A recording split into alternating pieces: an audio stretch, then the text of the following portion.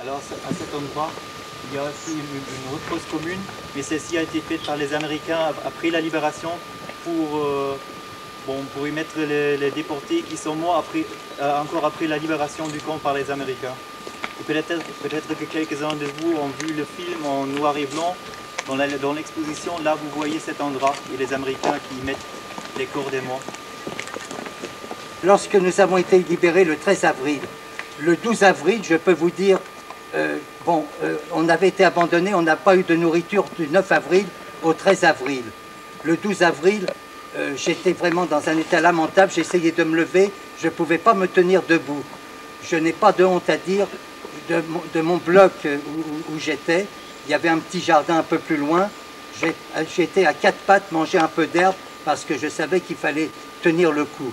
À la libération, j'ai un de mes camarades qui était plus costaud que moi, il m'a pris sous son aile et il m'a emmené dans une chambre où il y avait, c'était peut-être, je ne sais pas qui dormait, des soldats qui dormaient, il y avait 2 lits, donc il m'a emmené, il a pris un lit, j'ai pris l'autre lit, il s'est occupé de moi, il m'a apporté de la nourriture et tout, je suis resté plusieurs jours allongé comme ça, et puis il sortait dans le camp et il m'expliquait justement ce que Hélène vient de vous expliquer.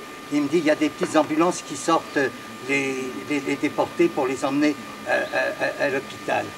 Et un matin, c'est peut-être 5-6 jours après, donc ça devait être vers le 18-19 avril, il me dit je vais faire un petit tour et puis je reviens.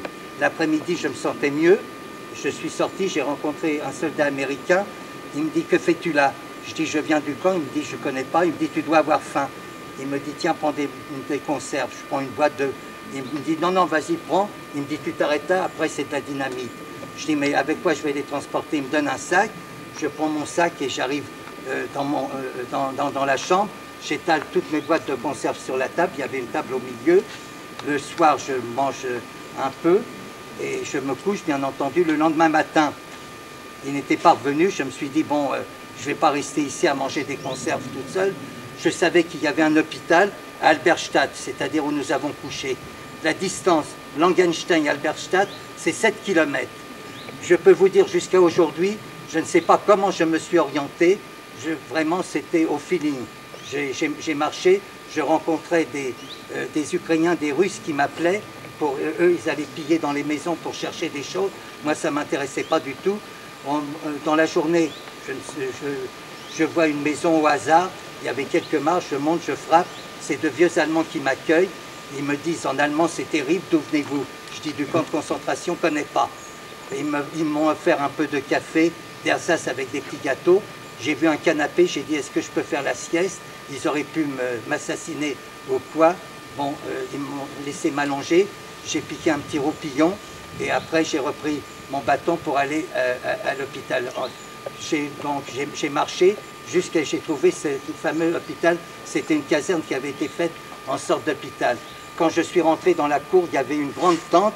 Quand on m'a vu, on m'a pris dans cette tente, ils m'ont arraché mes habits qu'ils ont brûlés immédiatement, ils m'ont passé plein de DTT et ils m'ont emmené dans une chambre où il y avait 3 autres déportés. Je dis bonjour, on commence à parler et j'avais été séparé avec mon camarade Raymond depuis plusieurs semaines, peut-être 3 semaines, 1 mois, et puis il commence à parler.